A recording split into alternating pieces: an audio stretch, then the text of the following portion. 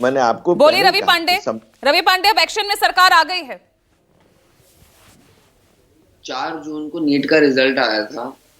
उसके बाद से ये सबको पता चल गया था कुछ धांधली हुई है, लेकिन तब सरकार आंख बंद करके बैठी थी। सरकार के लोग ये रिएक्ट ही नहीं कर रहे थे इसके ऊपर कि ऐसी कोई धांधली हुई है। जब नीट के बच्चे सड़क पे उतरे, जब हम NSUI ने सड़क पे जब हम लोगों ने आंदोलन किया इनके खिलाफ, और मीडिया ने बार बार ये मुद्दा उठाया और इनके ऊपर जब प्रेशर बनना शुरू हुआ और हर जगह से सबूत मिलने लग गए, बिहार में सबूत मिला, गोधरा में सबूत मिला, उसके बाद धीरे धीरे ये लोग इस बात को एक्सेप्ट करने लगे कि कुछ हुआ है। रवि पांडे, यही मैं बोल रहा हूँ कि जब 4 तारीख को जब रिजल्ट आया तो सरकार ने इमीडिएट एक्शन क्यों नहीं लिया? सरकार क्यों ये रिएक्ट नहीं कर रही थी कि ऐसा कुछ हुआ है? जब बच्चे सड़क पे उतर गए, जब हम लोगों ने आंदोलन किया, मीडिया बार बार इस मुद्दे को उठाने लग गई, जब इन पे प्रेशर बना और सबूत मिलने लग गए इस धांधली के, उसके बाद क्यों एक्शन में आए? और इनकी बीजेपी की परिस्थिति क्या है कि या तो ये भविष्य में बात करेंगे या ये पास्ट की बात करेंगे। वर्तमान में क्या हुआ है?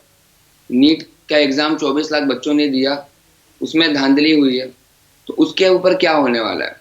हम लोग की सिंपल मांग है कि रीनीट होना चाहिए। हमें ये नहीं मालूम है किस स्तर तक धांधली हुई है। चल हो जा शुरू। केसरिया से मन जोगी हुआ रे, दिल झूमे देखो पतवारा हुआ रे, दिल झूमे देखो पतवारा हुआ रे। हर पल मनाओ केसरी त्योहार। विमल, बोलो जुबान केसरी। रीनीट होना चाहिए, नीट का एग्जाम वापस होना जैसे चाहिए। 2004 में आपके टाइम पर हुआ था, उसी तरह का एक्शन आप चाह रहे हैं ना? नीट का एग्जाम वापस होना चाहिए। जो इन्वेस्टिगेशन चालू है वो चलते रहे इन्वेस्टिगेशन, लेकिन नीट का एग्जाम वापस, क्योंकि वो बच्चे जिन बच्चों ने एग्जाम दिया है उनके पूरे साल की बात है। तो कार्रवाई तो हो रही है, एक्शन हो रहा है, लगातार आरोपियों की गिरफ्तारी हो रही है। आप देख रहे हैं तमाम राज्यों से जो खबरें सामने आ रही है, बिहार है, चाहे झारखंड है, महाराष्ट्र, ATS ने भी एक्शन लिया है, वहां से भी कुछ आरोपियों की गिरफ्तारी, ऐसी खबरें सामने आ रही है। जब आपके राज्य में रीट का पेपर जब लीक होता था तब भी तो आप कानून बनाने की आप बात कर रहे थे, इन्वेस्टिगेशन, यही तो हवाला देते थे जब आपसे सवाल पूछा जाता था। मेनली आज मैम क्या है कि काउंसलिंग का क्या, अगर काउंसलिंग स्टार्ट अगर कर दी जाए, काउंसलिंग अगर स्टार्ट हो जाती है तो वो बच्चों का क्या? अगर काउंसलिंग स्टार्ट हो गई तो फिर ये तो इन्वेस्टिगेशन चलता रहेगा, उन बच्चों का क्या, उनके साल का क्या? क्योंकि कट ऑफ इतना ऊपर जा चुका है कि उन बच्चों का जिन्होंने सच में पढ़ाई करके एग्जाम दिया है, उन बच्चों के साथ क्या होगा? उनके साथ तो अन्याय होगा। इसके लिए वापस एग्जाम रिकंडक्ट कर दिया जाए, यही एक सॉल्यूशन है। और NTA जैसी संस्था जिसके अंदर इतने लूपहोल्स आ चुके हैं, तो उसके DG बदलने से कुछ नहीं होगा, उस संस्था को बैन करना चाहिए।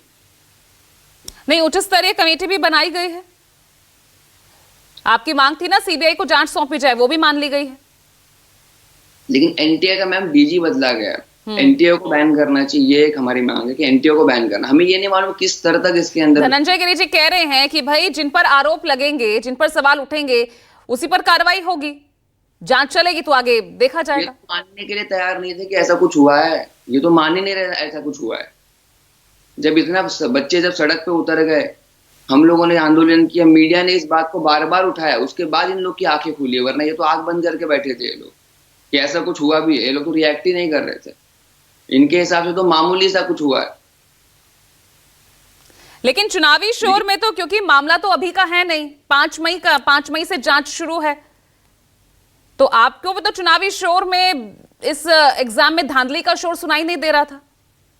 मैम मेनली जिस दिन रिजल्ट आया, जिस दिन 4 जून को रिजल्ट आया, उसके बाद धीरे धीरे चीजें जब बाहर आई, उसके बाद बच्चे जब कट ऑफ की बात आई, फिर उसके बाद 6 रैंकर्स एक ही सेंटर से आए, ये सब चीजें जब बाहर निकलने लग गई, तो हम लोगों ने इस बात को उठाया, हम लोगों ने जमीन पे इस बात को उठाया। NTA के बाद हम लोगों ने आंदोलन भी किया, 2 दिन का सत्याग्रह भी चला था जंतर मंतर पे हमारे।